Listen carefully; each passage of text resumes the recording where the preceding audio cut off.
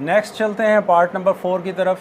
Logarithm जो है मालूम करना है। अब हमें पार्ट नंबर 4 का 0.0876 का। अब यहाँ पे देखें, एक नई चीज़ जो है वो आपको देखने को मिलेगी जो पहले तीनों पार्ट्स में देखने को नहीं मिली।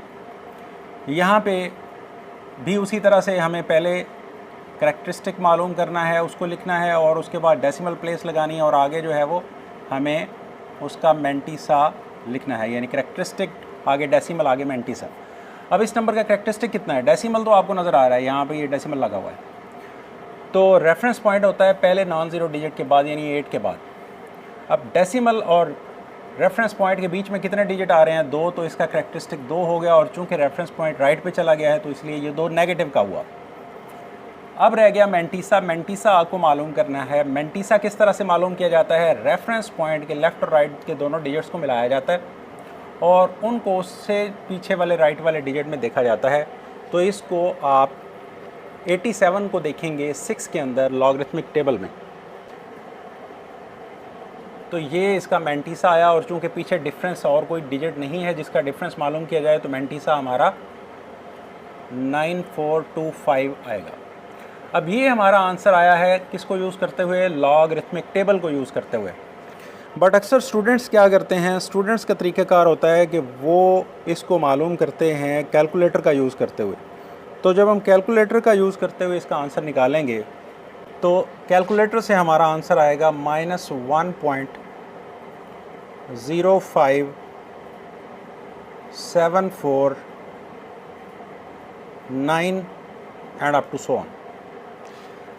अब लॉगरिथम जो होता है वो 4 डेसिमल प्लेसेस तक हमने रखना होता है। तो जब हम इसको 4 डेसिमल प्लेसेस तक रखेंगे तो इसके पीछे वाला 9 जो है इसको राउंड ऑफ करना पड़ेगा। इसको जब राउंड ऑफ करेंगे तो इस 4 का बन जाएगा 5 और बाकी डिजिट्स वही रहेंगे। तो हमारा आंसर -1.075 आएगा। तो ये आंसर आया है कैलकुलेटर की मदद से और ये आया है लॉगरिथमिक टेबल का यूज़ करते हुए। अब देखें इसमें डिफरेंस क्यों आया है। तो जिस तरह से पहले मैंने आपको बताया था कि जब तक करैक्टरिस्टिक 0 होगा या प्लस में रहेगा तब तक जो आंसर आपका लॉगरिथमिक टेबल से आया या जो आंसर आपका कैलकुलेटर से आया दोनों सेम रहेंगे। लेकिन जैसे ही करैक्टरिस्टिक तो आपका जो आंसर लॉगरिथमिक टेबल को यूज़ करते हुए आया है और जो आंसर कैलकुलेटर को यूज़ करते हुए आया है वो दोनों आपस में मैच नहीं करेंगे। उसकी वजह क्या है?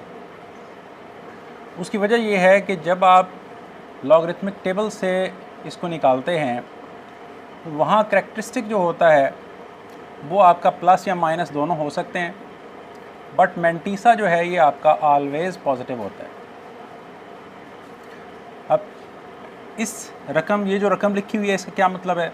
इसका मतलब ये है -2 एंड प्लस 0.9425। अब इसका आंसर जब आप कैलकुलेटर से निकालेंगे तो वो यही आएगा जो आपने कैलकुलेटर से इसका लॉगरिथम निकाला था वही। जब -2 के साथ आप प्लस 0.9425 करेंगे या प्लस 0.9425 के साथ -2 कर देंगे कैलकुलेटर के अंदर, तो आपका आंसर -1.0575 आएगा। यानी ये एक हकीकत है, एक नया कॉन्सेप्ट है जो पहले जो है वो अभी तक नहीं आया था कि करैक्टरिस्टिक जो होता है वो पॉजिटिव भी हो सकता है, वो नेगेटिव भी हो सकता है, बट जो मैंटीसा होता है वो हमेशा पॉजिटिव होता है जब आप इसको लॉगरिथमिक टेबल से निकालते हो। बट जब आप कैलकुलेटर से निकालते हो तो कैलकुलेटर उसमें आपको करैक्टरिस्टिक और मैंटीसा नहीं बताता, बल्कि उन दोनों को मिलाकर जो वैल्यू बनती है आपको वो बताता है। इस वजह से जब भी करैक्टरिस्टिक नेगेटिव आएगा तब कैलकुलेटर का आंसर और लॉगरिथमिक टेबल से निकाला गया आंसर मैच नहीं करेंगे।